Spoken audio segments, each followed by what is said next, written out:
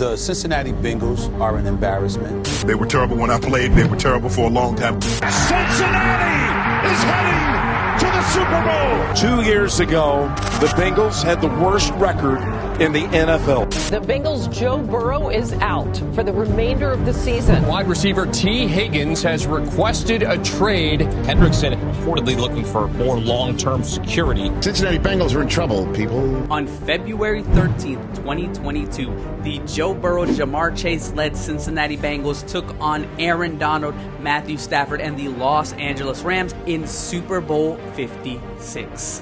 Although the Bengals did come up just short in SoFi Stadium that afternoon, you couldn't help but think that something special was brewing in Cincinnati. From that moment on, the Bengals were considered to be contenders each and every year.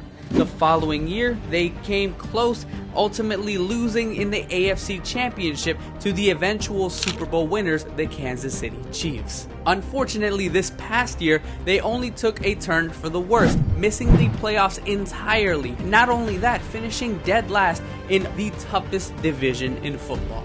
For this upcoming season, Joe Burrow is set to become the highest paid quarterback in the NFL, while others have begun requesting trades. You begin to wonder if the Cincinnati Bengals window is closing. What it do, ladies and gentlemen? Thank you guys so much for tuning in once again. This is Triple DS. I just want to give you guys a quick shout out. Thank you guys so much for the success of the Patrick Mahomes video. I'm incredibly grateful and thankful that you guys in the comments acknowledged it, and it makes me feel good, like I'm doing something right on this channel. I'm hoping to keep this train rolling for you guys, and do me a favor, if you guys could like and subscribe, it would go a long way. With that being said, let's go ahead and begin this video about the Bengals. And I think we should start all the way at the beginning, because I feel like the Bengals, who they've been known as, has been pretty much existent for almost the entirety of this franchise's existence. The Bengals were founded in the AFL by Paul Brown. They were never much of a threat during their first decade in the league.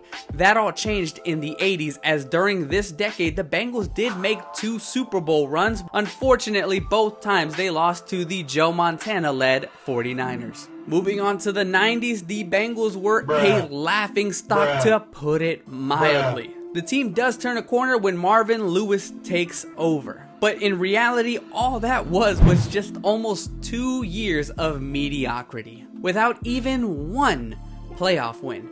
They have not won a playoff game in the 15 years that Marvin Lewis has been a head coach. When the Marvin Lewis era finally ended, the Bengals chose upstart Zach Taylor. And with this hire, you knew the rebuild was on. In his first season, the Zach Taylor-led Bengals went 2-14, securing the #1 overall pick. And keep in mind, although they were, yes, 2-14, you still had pieces that would play a big role in the near future. You still had guys like Tyler Boyd, Joe Mixon, a young rookie in Jesse Bates. With that #1 overall pick, we all know that the Cincinnati Bengals draft Joe Burrow. But to not be forgotten, in the second round, the Bengals also take big wide receiver T.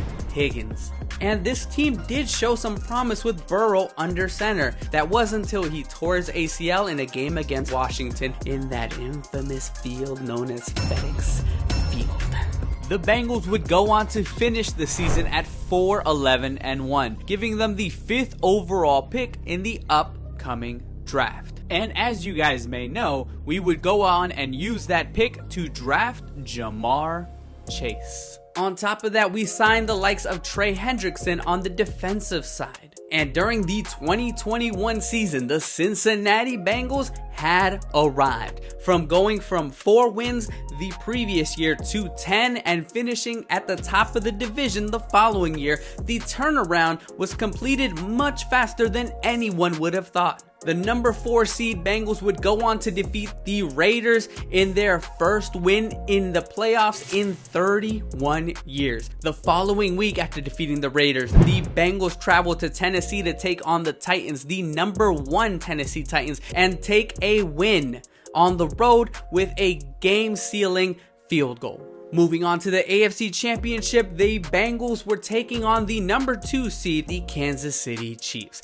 And although this game started out rough for the Bengals, they prevailed in the end with another game-sealing field goal by Evan McPherson. Unfortunately, this is where the fun would end, as in the Super Bowl, the Bengals would go on to lose, but the sky was the limit. This team was young. The following year, the Bengals would hold on to most of their pieces, putting together another deep playoff run. This time, however, they would come up just short against their newfound rivals in the Kansas City Chiefs in the AFC Championship. And this is where you slowly start to see some pieces leave. The aforementioned Jesse Bates would go on to play for the Falcons. On top of that, they would lose their other safety in Von Bell. Also with this, Burrow and the Bengals have been in talks for a contract extension. And lo and behold, the Bengals put pen to paper and Joe Burrow signs a record-breaking contract. And while Burrow did get his money's worth, just remember who else was drafted the same year as Burrow. That would be T. Higgins. We now move on to the 2023 season, where things were not looking good even as far back as training camp. Joe Burrow, on a regular scramble out of the pocket, would sustain a calf injury. Injuries continued throughout the season as Higgins would miss time, Chase would miss time, and that's just the offensive side. The defense was never the same once DJ Reader went down. But to put it mildly, how can I say this diplomatically? All hell broke loose when Burrow went down with a freak wrist injury, ending his season. And while a little insanity from Jake Browning certainly helped morale, in the end they did miss the playoffs, finishing dead last in the AFC North. During this offseason, there was a purge, so to speak. These names that I was mentioning before, these guys that were vital pieces to the playoff runs of the previous years, were gone. Mixon was traded to the Texans. Tyler Boyd, Jonah Williams, and DJ Reader himself walk in free agency. And it doesn't end there, as even though they are still on the team, you have 2 stars in T. Higgins and Trey Hendrickson who have officially requested a trade. With all these elements coming into play, you can't help but feel something may give soon. At the end of the day, with that contract with Joe Burrow, you can't really afford all these players that were great for your team in previous runs. So we now circle back to the original question. Given everything we know now, has the window closed for the Cincinnati Bengals? As we dive into this, I do want to say, for the record, as a fan myself, I strongly 100% agree that Joe Burrow deserves every penny coming to him. Yes, I am aware that he has sustained a couple of injuries throughout his career. However, when healthy, Burrow is arguably the second best quarterback in the NFL. But you cannot ignore how loaded the AFC is at the moment. You have the Chiefs, the juggernaut Chiefs, the winners of 3 of the last 4 Super Bowls. You have the upstart Texans, and you also can't ignore teams in the AFC East like the Bills, Dolphins, and Jets.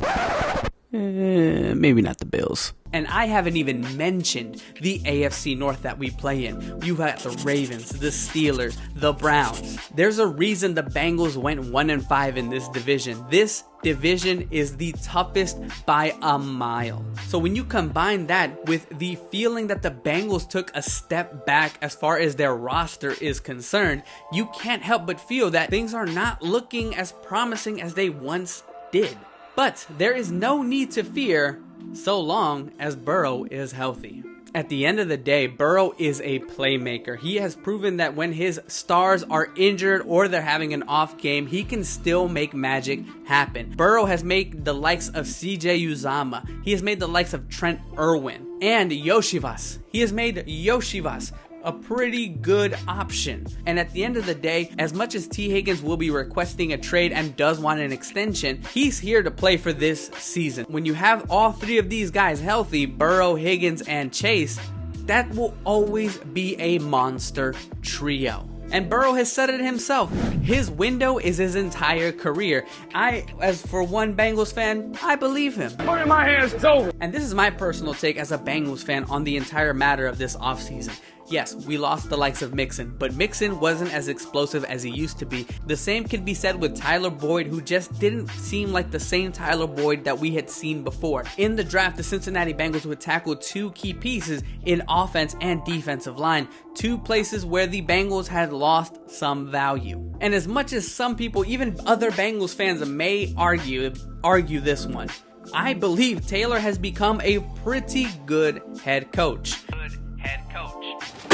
That might be a hot take, but that's what I believe. The only way the Bengals can keep all of this up, and I guess this goes for any team with a quarterback who has now signed a veteran contract, you will definitely need your younger guys to step up. For us, that means Chase Brown, Dax Hill, Cam Taylor-Britt, the list goes on and on.